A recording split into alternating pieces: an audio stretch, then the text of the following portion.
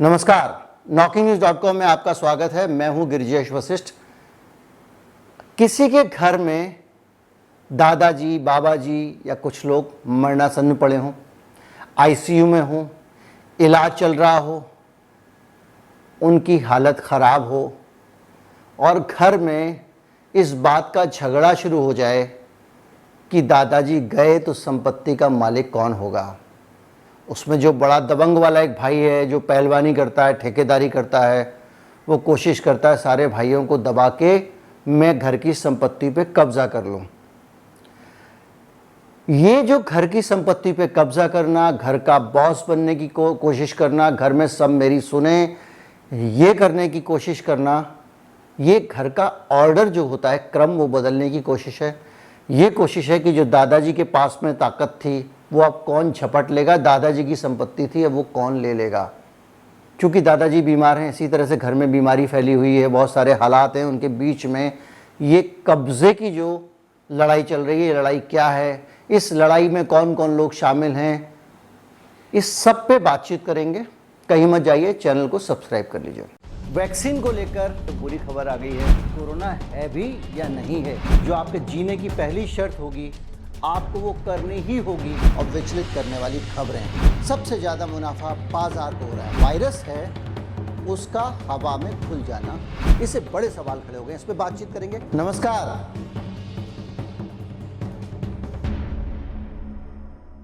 जब पूरी दुनिया महामारी से जूझ रही है, उसके पास में दवाएं नहीं है, उसके पास इलाज नहीं है, ऑक्सीजन की कमी है, लोग तड़प तड़प के एक एक सांस के लिए मर रहे हैं, उस वक़्त इस दुनिया के नेता जो पॉलिटिशियंस हैं, उनकी पूरी की पूरी ताकत दो चीज़ों पे लगी हुई है। एक ये कि सारी की सारी जो परेशानियां हैं उसमें उनकी जो नाकामी है, वो जिस तरह से अपने नागरिकों की मदद करने में नाकाम रहे, उसको किस तरह से छिपाया जाए और उससे ध्यान कैसे बटाया जाए। दूसरा ये कि अपना इन नाकामियों का फ़ायदा उठा के इस आपदा में अवसर ढूंढ के किस तरह से अपनी हेकड़ी, अपनी दबंगई कायम कर ली जाए और दुनिया का बादशाह बन जाया जाए। कुछ लोग आदतन दुनिया में हुकूमत चलाने के चक्कर में रहते हैं, आज से नहीं सालों से चले आ रहे हैं। ग्रुप 7 का जो समिट हुआ उसमें भी उनकी वो इरादे, उनकी वो नीयत सामने आ गई। ये एक सवाल है, बड़ा सवाल है कि भाई कोरोना वायरस इंसान के अंदर कहाँ से आया, किसी जानवर से संक्रमित होकर आ गया या किसी लेबोरेटरी से लीक कर गया। जांच होनी चाहिए, लेकिन जांच कौन करेगा। मेरे मोहल्ले में घर से कचरा किसने फेंका, किसने सड़क पे पत्थर फेंके, इसकी जांच कौन करेगा। एक दूसरा पड़ोसी करेगा या फिर आके इस इलाके का जो सैनिटरी इंस्पेक्टर है वो करेगा या पुलिस आके करेगी। जाहिर बात है जो इंस्टीट्यूशन सबके ऊपर हैं वही जांच करेंगे ना। अमेरिका कौन होता है चीन के अंदर जाके जांच करने वाला। ये जांच अगर किसी को करनी चाहिए तो यूएन को करनी चाहिए, अगर आपको लगता है युद्ध अपराध हो रहा है या कोई दूसरी राजनीतिक बड़ी समस्या हो रही है। और अगर आपको लग रहा है स्वास्थ्य से जुड़ी हुई समस्या है तो WHO करेगा। WHO जांच कर चुका है, रिपोर्ट दे चुका है। आप WHO के पीछे पड़े हैं। उसको बोलो चीन को कि जांच में मदद करे। अबे किसकी मदद करे, तुम्हारी मदद करे, क्यों करे। जब वो आदमी, जब वो देश तुम्हारे अंडर में तो आता नहीं है, वो भी संप्रभु देश है। जितनी आपकी हैसियत है उतनी पाकिस्तान की हैसियत है, उतनी श्रीलंका की हैसियत है, उतनी चीन की और चिली की हैसियत है इस धरती पे। सारे देश स्वतंत्र देश हैं। तब तुम किस हैसियत से जो है वो राजा बनने लगे हो। इसलिए क्योंकि तुम लठे तो, और इसलिए कि तुम्हारे साथ में 8-10 और दबंग मिल गए हैं और गांव के चौधरियों ने अपना एक गैंग बना लिया जिसके दम पे तुम लोग दूसरों पे कब्जा करना चाहते हो। फ्रांस है, कनाडा है, जर्मनी है, ब्रिटेन है, अमेरिका है और जापान है। अब देखिए, France, Germany, Canada, Britain, Japan, Italy, ये सब देश जब इकट्ठे हो जाएंगे और दबाव बनाने की कोशिश करेंगे तो क्या होगा। भारत जैसा संप्रभु देश, उनका G7 समिट हो रहा है, उसमें जाके खड़ा हुआ है। मोदी जी कह रहे हैं पूरी दुनिया को एक हेल्थ होनी चाहिए, एक वर्ल्ड। शुक्र है ये नहीं कहा कि भैया एक ग्लोब एक गवर्नमेंट होना चाहिए, कह देंगे एक ग्लोब एक नेशन होना चाहिए, कह देंगे, क्योंकि लगातार जिस तरह से कह रहे हैं वो कह रहे हैं।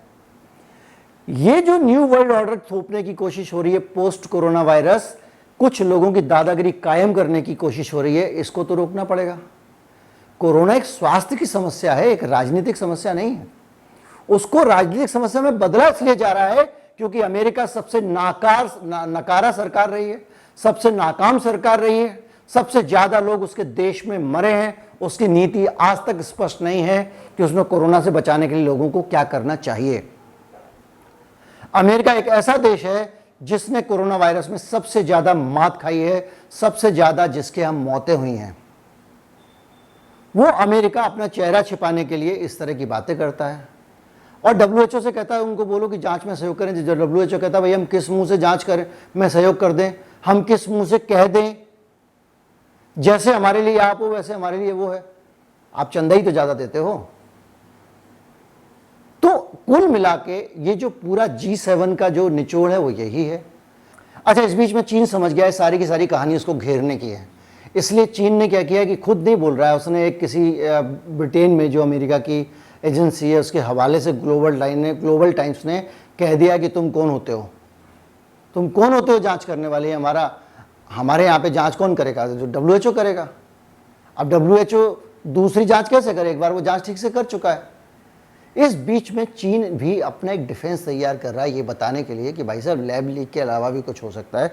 और उसने क्या किया कि अपने यहाँ पे जो चमगादड़े हैं उनके ऊपर बहुत सारे टेस्ट कर डाले और उसने 24 नए कोरोना वायरस ढूंढ लिए, 24, जिनमें से 4 ऐसे हैं जो बिल्कुल कोविड-19 से मिलते जुलते हैं, बिल्कुल उसके आरएनए स्ट्रक्चर वगैरह सब कुछ करीब करीब कोविड-19 जैसा है।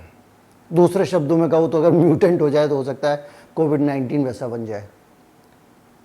ये जो स्थिति है ये इस लड़ाई को नई दिशा दे रही है, क्योंकि अब ये लड़ाई अमेरिका और चीन की तो होती ही जा रही है, उसके बीच में चीन का जो डिफेंस आ रहा है उसके साथ साथ अब ये दो मान्यताओं के बीच में, वैज्ञानिकों के बीच लड़ाई होगी कि वो जो वायरस है वो लैब से आया या फिर कुदरत से आया। हाँ, मोदी जी ने एक बहुत बेहतरीन बात कही है जिसकी मैं बार बार तारीफ करना चाहूँगा।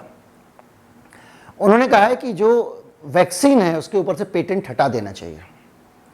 पहले उनके साथ में ये बात करने वाले ये सिर्फ 2 ही देश थे, साउथ अफ्रीका था, लेकिन अब बहुत सारे देश इसमें शामिल हो गए हैं। इसमें बोलीविया आ गया, मिस्र आ गया, है ना, फिजी आ गया, Maldives, Mozambique, Mongolia, Namibia, Pakistan, Venezuela और जिम्बाब्वे, ये सारे देश भी शामिल हो गए हैं। अब इनके साथ में हमारे मोदी जी के साथ में खड़े हो गए हैं। कोई बात नहीं, वो उधर दबंग खड़े हों, कोई बात नहीं, हम लोग इधर इरादों के साथ खड़े हैं। लेकिन हमारा मकसद सही है, हम चाहते हैं कि वैक्सीन पे मोनोपोली खत्म होनी चाहिए। हमारी वैक्सीन पे भी एक स्टिकर लगे कि इसमें वेजिटेरियन है, या इसमें लाल वाला जो गोला होता है कि नॉन वेजिटेरियन है। इसके अंदर क्या क्या तत्व हैं ये तभी होगा जब फार्मूला पब्लिक हो जाएगा।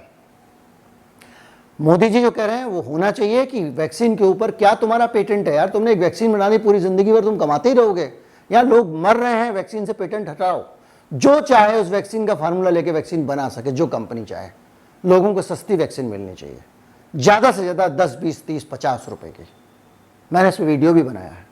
इसके अलावा जो भी है वो सब कमाई है, ऊपर की कमाई है।